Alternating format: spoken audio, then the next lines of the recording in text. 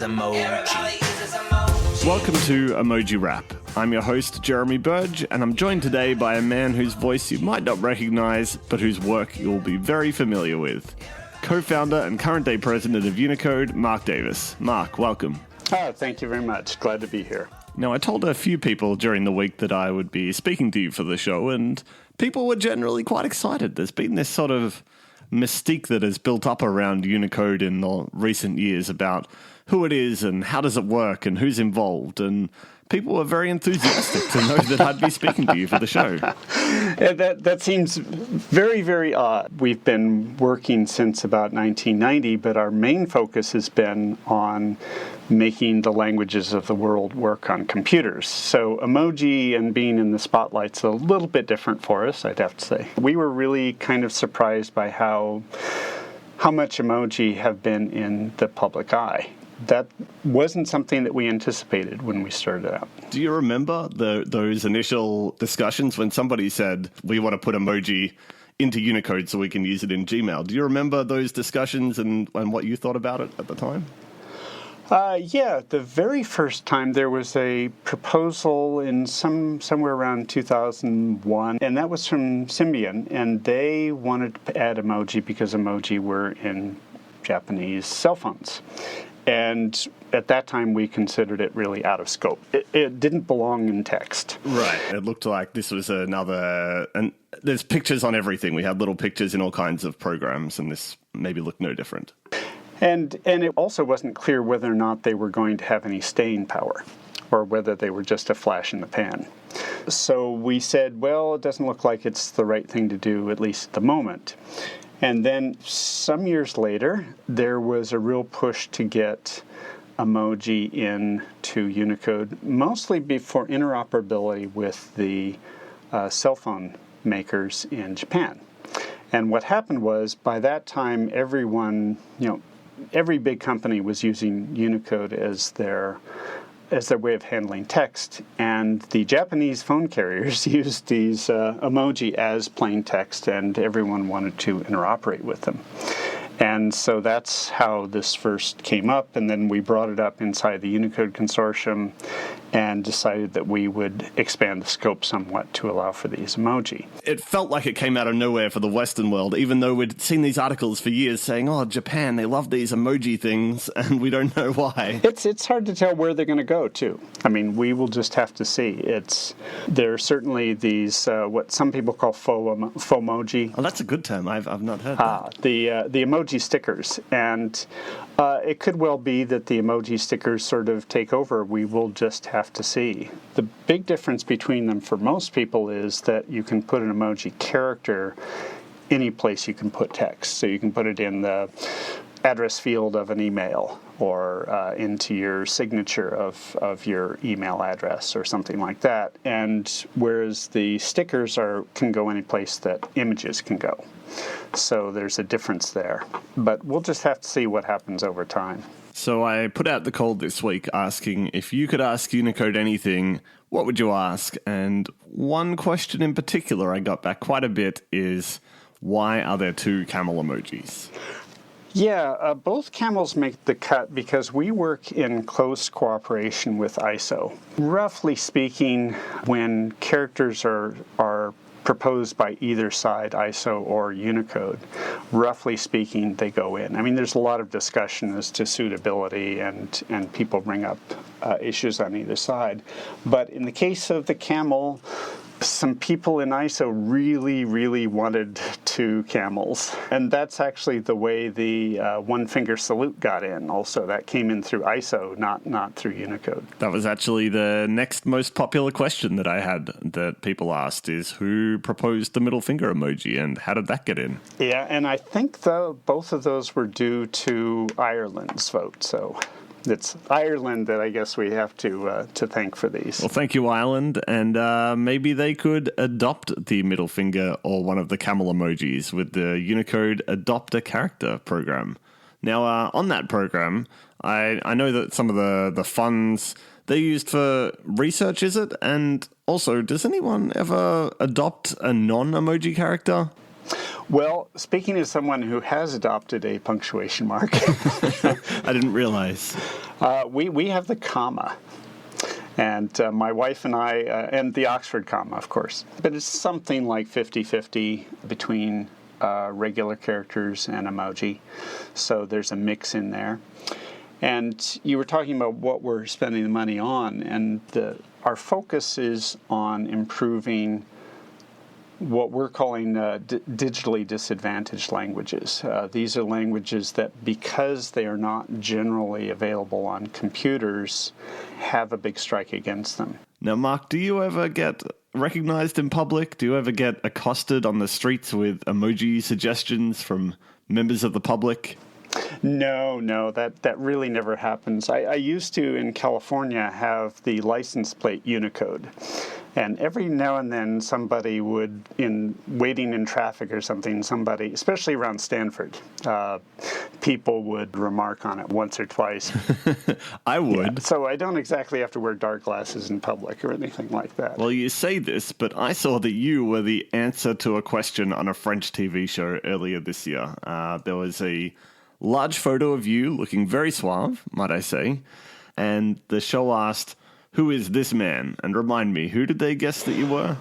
Best guess was Steve Jobs' brother, which maybe was the turtleneck. We'll just have to see. But it was kind of fun seeing that television program. What happened was my daughter let me know. She lives in France. And so she saw it and was extremely surprised and let me know about it, yeah. Now, the big emoji news this month seems to have been the update Apple made to their version of the gun emoji. It was earlier this month, and the latest beta of iOS, it changed the appearance of the gun to look like a fluorescent green water pistol. And this was something that I raised concerns about, mostly due to the fact that an iOS user could now see what they think is a toy gun, yet shows on all non-iPhones around the world as a weapon. I mean, being so out of step with other platforms is potentially dangerous here. Particularly interesting was Windows moving from a ray gun, so sort of a toy gun, to a pistol, and then, Apple moved the other direction, just days apart. Right, I remember the timing well. It was a Monday evening for me, local time in London, when Apple came out with the iOS 10, the latest beta version, and as I do, I had a bit of a look around the keyboard to see what was new on the emojis and saw straight away water pistol had replaced the gun. But then I knew that the very next day, Windows was coming out with a new update that included all new emojis, and it had been tested for months now. So it wasn't a reactionary change, but one of the very changes involved were changing their toy ray gun emoji into a pistol to make it look more consistent with other platforms. So it was a strange 24 hours having both major vendors switch within the same time frame. Yeah, and it's tricky. And as you say, a lot of the changes that you see in software, when somebody comes out with a new feature, these have been in the works usually for months, if not years. So the timing doesn't necessarily mean that somebody responded. Windows didn't immediately respond like a day later and change all their software to switch the gun. That was just a coincidence, I'm sure. A question related to this that I see come up quite a bit is, why doesn't Unicode rule with an iron fist and tell those vendors exactly how to draw their images, that they don't make emojis that look different, that every emoji on every platform should look the same? From the beginning, we have given people a huge amount of latitude in terms of the way that characters are displayed. And that's the only practical thing to do. If you look at the way an A, for example, is represented, or a G, you can see it with a little squirrely thing at the bottom, or you can see just a hook. And that's up to font vendors, and you'll find a remarkable variety of shapes of these things. Emoji, a little bit more visual, and you notice it a bit more. And you've seen them, and you have that on your site, Emojipedia, where you can see the changes over time. And whereas the vendors in general have been converging, sometimes you see things like the water pistol, but they've been generally converging towards at least images that will prevent misunderstandings across platforms. So the real work happening right now at Unicode is around gender and emoji. There was a document published by Unicode this month which lists all the possible combinations which could gain male or female representation. This includes the female runner, female police officer, a man getting a haircut, and one that I am a huge fan of, the men with bunny ears emoji. It's not one that I knew that I wanted until I saw the list, but now I'm looking forward to using it so very much. How about you? I don't think that's so much my style as the face with rolling eyes or the face palm. I think that's going to be a favorite. The facepalm that came out as part of Unicode 9 this year in June. It's not on all major platforms yet, but it's rolling out this year. That's very popular with Emojipedia users, as is the shrug that's also part of Unicode 9. What's interesting this year, though, is that we've gotten used to this pattern in the past few years where new emojis come out once a year, with every Unicode release comes out about mid-year and has new emojis. Yet this year, all the gender professions and gender role emojis, they're coming out this year in November, that's a change of pace. How is that happening? How are we changing this so that Unicode has 2 emoji releases in 1 year? Well, this is where it gets a little bit technical. I want to thank you for posting the video about the Zwid sequences, which sound very arcane, but what it means is that all of these new gender professions and gender roles are being done not with new characters. We only introduce new characters once a year in June, but these are done by combinations of characters. And so these are things that actually can be manufactured kind of off-cycle. And so we're seeing a large number of these coming out. And we've been worried about the gender disparities for some time. Most of the emoji we have were intended to be gender neutral. But what happened was when people started designing appearances for these, they tended to favor one gender or the other for realism. And so you ended up having these things be effectively a single gender, but you couldn't really pick the gender. And so this proposal, which should culminate in November, adds to those and allows people to choose whichever gender they want, and then adds new roles like fireman or artist or coder or scientist. I enjoyed the addition of the judge emoji, which didn't show up in the original proposal from Google, but when I saw it on this latest list, I was very happy, given the Judge Judy fan that I am, and the first thing I did, I tweeted it to Judge Judy to let her know, and she immediately retweeted. So there's some high praise there. Though I have to say, this list is still a draft, correct? Is there any chance that it won't go ahead? It's still a draft, but I think it very likely that these will be approved in November. There are only a few things where we have some question about it, and those are cases where we've added the ability to have some additional modifier sequences. And that means that the ability to have skin tone on some characters that previously couldn't have it. And so there's still some debate about those. This is the characters that have more than one person in the emoji. Is that some of the key ones, like the wrestlers that have 2 people as one character? Exactly. It's the wrestlers. Well, there were 2 categories that we had left out for now. One was categories where people showed very little or no skin. Like the snowboarder, who is covered in clothing, really. Or the bathtub, which may or may not have a person in it. Or the golfer who's turned away from you. And so these were things where we were kind of on the edge. And then the other case were the characters that had multiple people in them, like wrestlers or men or women with bunny ears, as you say. Well, I would like to give my support for different skin tones for the men or women with bunny ears in the future release. Though other emojis already support this, right? Like the family emojis. Theoretically, they can already support different skin tones for each family member. Yeah, what some people don't realize is just the combinatorics.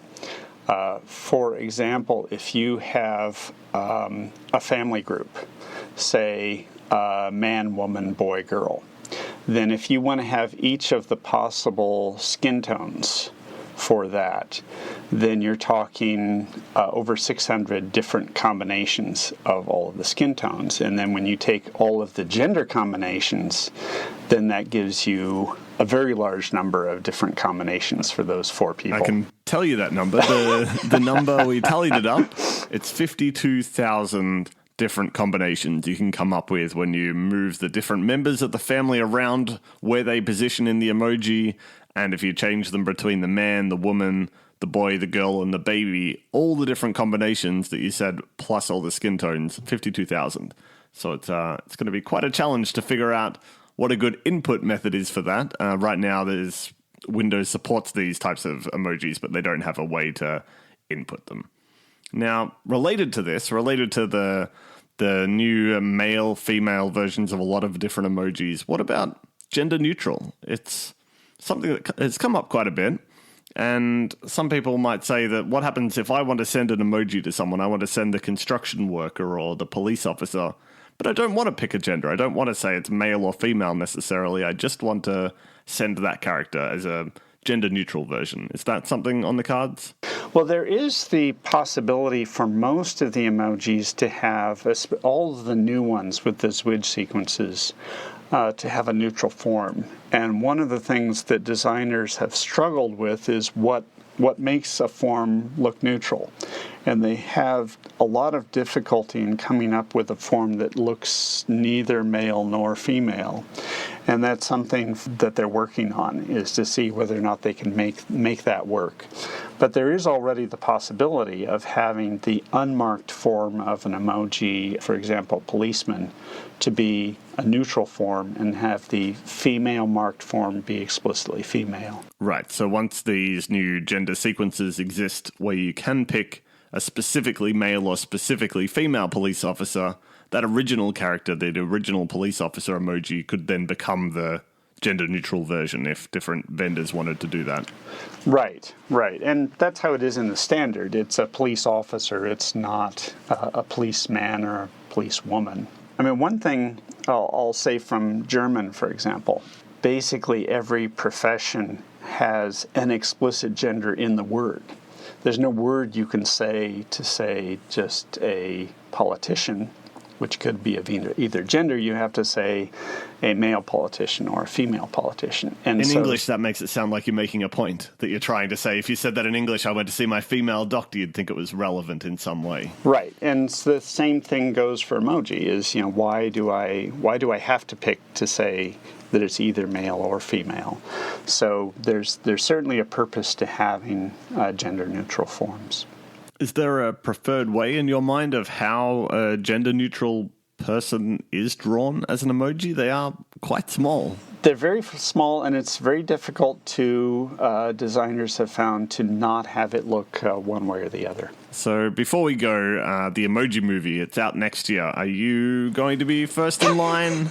Maybe VIP tickets to the premiere? Hardly a VIP pass, but also not sure if it's my cup of tea. Well, I hope this podcast has been your cup of tea. And Mark, thank you so much for joining me. Listeners, you can follow Mark on Twitter at Mark_E_Davis. You can follow me at Jeremy Burge or the show at Emoji Wrap. Now, thank you so much for listening in. There's heaps happening with emoji right now, so I hope you'll stick around for future episodes. We're going to look at what's new from Apple and Google, really pick apart what's coming up. Thank you to Joshua Jones, who designed our amazing burrito microphone on the cover art, and Jonathan Mann, who sings our theme music. Thanks again, and I'll speak to you next time.